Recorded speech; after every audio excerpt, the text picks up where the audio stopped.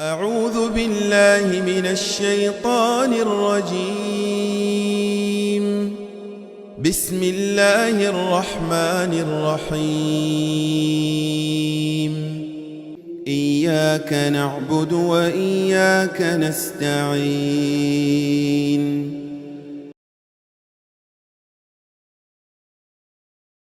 إذ المجرمون ناكسوا رؤوسهم عند ربهم ربنا أبصرنا وسمعنا فارجعنا نعمل صالحا إنا موقنون ولو شئنا لآتينا كل نفس هداها ولكن حق القول مني لأملأن جهنم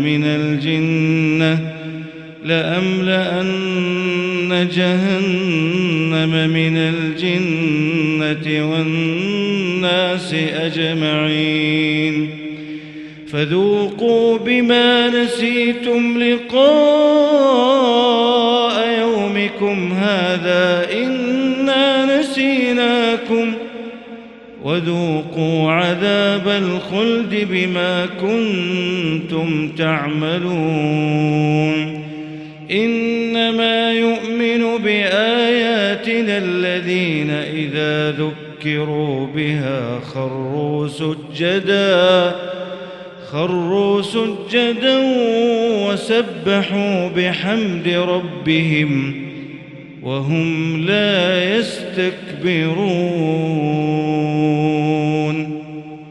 تتجافى جنوبهم عن المضاجع يدعون ربهم خوفا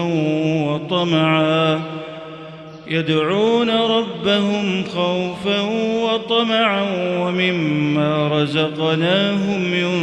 ينفقون فلا تعلم نفس ما أخفي لهم من قرة أعين جزاء بما كانوا يعملون أفمن كان مؤمنا كمن كان فاسقا لا يستوون أما الذين آمنوا وعملوا الصالحات فلهم جنات المأوى نزلا بما كانوا يعملون وأما الذين فسقوا فمأواهم النار كلما أرادوا أن يخرجوا منها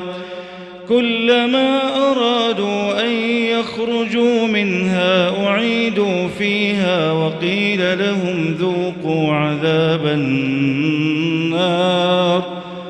وقيل لهم ذوقوا عذاب النار الذي كنتم به تكذبون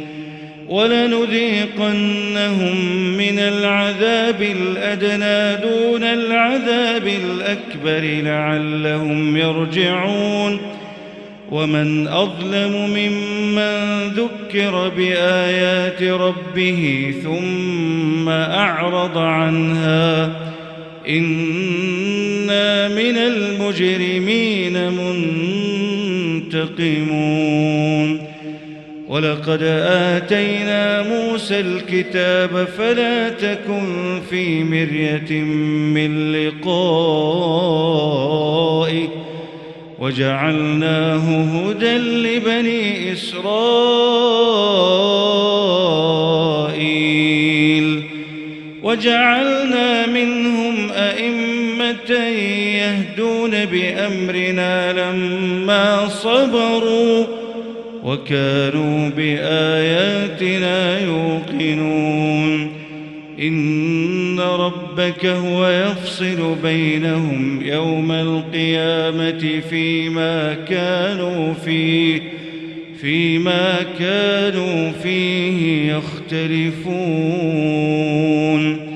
أولم يهد لهم كم أهلكنا من قبلهم من القرون يمشون في مساكنهم إن إن في ذلك لآيات أفلا يسمعون أولم يروا أنا نسوق الماء إلى الأرض الجرز فنخرج به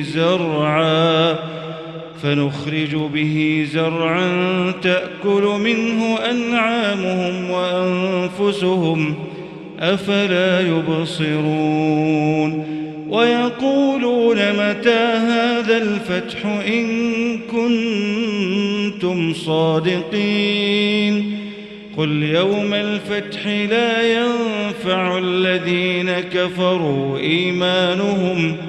ولا هم ينظرون فأعرض عنهم وانتظر إنهم منتظرون